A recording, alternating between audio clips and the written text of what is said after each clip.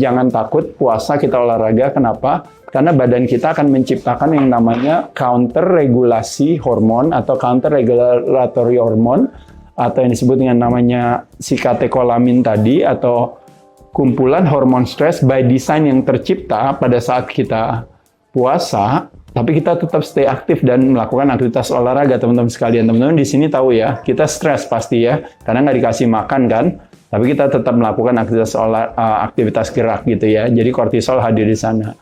Adrenalin, noradrenalin, karena teman-teman bukannya disuruh tidur pada saat puasa, tapi disuruh gerak, makanya terjadi yang namanya hormon of urgency atau hormon kaget, yang biasa dikenal yang namanya epinefrin, dia juga hadir juga di sana.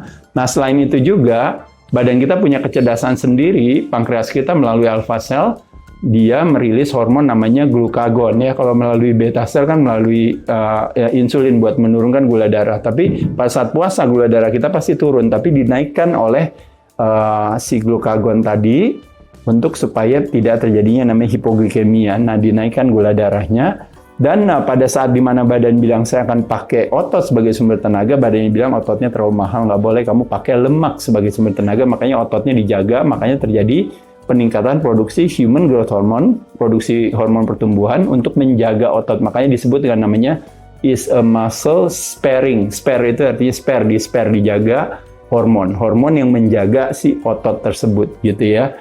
Nah, jadi kumpulan daripada 4 hormon ini yang disebut namanya katekolamin itu is a stress by design hormone yang merupakan yang disebut namanya counter regulatory hormone. Dia akan menciptakan karbo dari dalam, teman-teman sekalian. Nah, jadi itu yang saya bilang, jadi teman-teman jangan kecil hati kalau suruh olahraga ngerasa nanti nggak ada tenaga.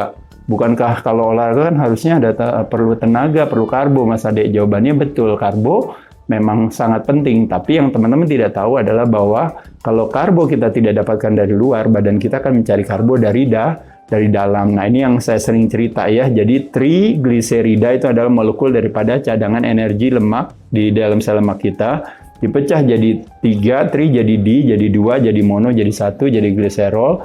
Ini yang diproduksi oleh liver kita untuk apa, teman-teman sekalian? Untuk terjadinya namanya gluconeogenesis atau yang disebut dengan namanya terjadinya gula baru yang diciptakan oleh badan untuk memberikan kita tenaga gitu. Tapi hampir sebagian besar karena ini hanya cuma sekitar nggak makannya 13 jam, 14 jam, maka yang dibakar pasti lemak ya. Tapi kalau seandainya teman-teman nggak makannya mungkin 1,5 hari atau lebih gitu, ya mungkin gluconeogenesis terjadi pada saat dimana dia akan pakai otot sebagai sumber tenaga.